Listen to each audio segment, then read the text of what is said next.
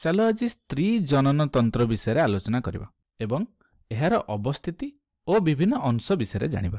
तेबे तुमे डाहाण पार्श्व दिया जाइथिबा चित्र को लक्ष्य करी जानि परथुबो जे स्त्री शरीर रे सेमानक जनन तंत्रटी केउ जगार अवस्थित अटे एवं जदि एई अंशटी को आमे जूम करी देखिबा ताहेले स्त्री जनन तंत्रर विभिन्न अंश गुडी को आमे देखि परिबा। तेबे प्रथमे आमे एई अंशटी को लक्ष्य करिबा। तेबे एई अंशटी कोन कुआ जाय ना एई अंशटी को डिंबाशय बोली कुआ जाय थाए। ठीक अछि। तेबे डिंबाशयर काम कोन? तेबे डिंबाशयर मुख्य काम हेउची डिंबाणु उत्पन्न करिबा एवं एई डिंबाणु को स्त्री जुग्मक बोली कुआ जाय थाए। एवं जेतेबेले बालिका माने युवक्रांति अवस्था रे पहुंचंती सेतेबेले सेमानकर यौन अंग गुड़िक परिपक्व हेबाकु लागे एवं सेही समय रे एई डिंबाशय गुड़िक प्रति मासरे गोटिए मात्र डिंबाणु निष्कासित करिथाए। तबे आउ टिके स्पष्ट रे जानिया पई देखो जेतेबेले झियो माने जन्म होंदी सेतेबेले सेमानकर डिंबाशय रे जन्म हेबा पूर्वरु बहुत संख्यक अपरिपक्व डिंबाणु रहिथाए। बहुत गुड़े डिंबाणु ए डिंबाशय मध्य रहिथाए। किंतु झियो माने जेतेबेले युवक्रांति बयस को प्रवेश करती सेतेबेले एई डिंबाणु गुड़िक परिपक्व हेबाकु आरंभ करे एवं प्रति मासरे गोटिए मात्र डिंबाणु ए डिंबाशयरु निष्कासित होता है। तुम ये भावुव जे आम पाखे तो दुईटी डिंबाशय अच्छी एठी गोटे एवं एठी गोटे तेबे कौन प्रति मासरे दुईटी डिंबाशयरु दुईटी डिंबाणु उत्पन्न हेबो? उत्तर हेउची ना। साधारणतः प्रति मासरे गोटिए मात्र डिंबाणु उत्पन्न होता है। तुमे एमिति मध्य कल्पना करि परिबो जे जदि एई मासरे एई डिंबाशयरु गोटे मात्र डिंबाणु उत्पन्न होईची तेबे परवर्ती मासरे एई डिंबाशयरु आउ एक डिंबाणु निष्कासित हेबो। किंतु निश्चित भाव अनेक समय एमिति भी हेपरे जे दुईटी डिंबाशय एका सांगरे डिंबाणु को मुक्त करथांदी। तेबे आमे कहि परिबा दुईटी डिंबाणु मध्य एका सांगरे निष्कासित हेबा संभव अटे। तेणु आमे कोन कहले ना साधारणतः भावरे प्रति मासरे डिंबाशयरु केवल गोटिए मात्र डिंबाणु उत्पन्न होइताय। ठीक अछि। तेबे ए डिंबाणु उत्पन्न करिया व्यतीत डिंबाशय आउ कोन करंती? तेबे डिंबाशय गुड़िक केतेक गुरुत्वपूर्ण हार्मोन गुड़िक क्षरण करंती। सेथि मध्यरु दुईटी मुख्य हार्मोन हेउची प्रोजेस्टेरोन और एस्ट्रोजेन। एहाको आमे अंतःस्रावी तंत्र पढ़िला बेले भल भाबरे आलोचना करचंती। जदि से विषय किसी मन रे संदेह अछि ताहेले जायकि अंतःस्रावी तंत्र रे थिबा भिडियोटी को पुनर्बार देखिनियो।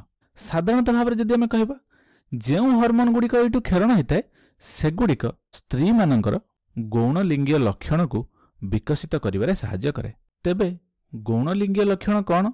जेमति कि झियो मानक शरीर रे सेमानकर कंठस्वर रे परिवर्तन, स्तन्य ग्रंथिर वृद्धि एवं ता सहित डिंबाणु गुड़िक परिपक्व हेबा ए सबु को आमे गौणलिंगीय लक्षण बोली कहितांती, जहाकि डिंबाशयर उत्पन्न हार्मोन मानक द्वारा विकसित होइताय एवं ता सहित एई हार्मोन गुड़िक डिंबाशयरु निष्कासित होइथिबा डिंबाणुर संख्या को मध्य नियंत्रण करे।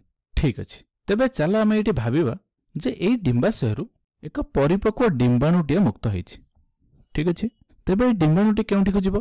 तेबे एई डिंबाणुटी एंती सूक्ष्म नळी मध्य को प्रवेश करिवो। ठीक अछि। एवं एई सूक्ष्म नळीटी को आमे कोन कहंती? डिंबवाही नळी बोली कहिथांती। एवं एई डिंबवाही नळीर लंब प्राय 10 रु 12 सेंटीमीटर अटे। तेबे तुम नामरु जानि पारुथबो डिंबवाही नळीर अर्थ कोन? ना एई नळीटी डिंब को बाहन करी गोटे जगार अन्य एक जगह को नेबा को सक्षम होता है एवं ये डिंबवाही नळी को हम इंग्रजी रे फालोपियन ट्यूब बोली कहते। ताहले डिंबवाही नळी कौन करे ना साधारणतः एहा ए जो डिंबटी तुम देखुच एही डिंबटी को आग को आगु को एमते ठेलिकी नहीं जाए थाए। ठीक अछि। एवं ठेलिकी नेबा परे तुम लक्ष्य करिवो एठी जो इलास्टिक बैग भलिया गोटे जिनिस देखा होउची एहा मध्य को डिमांड को ठेली दे थाए। ठीक अछि। एवं एही बैग भलिया मुनिटी को आमे कोन कहंती ना गर्भाशय बोली कहिथांती। ठीक अछि।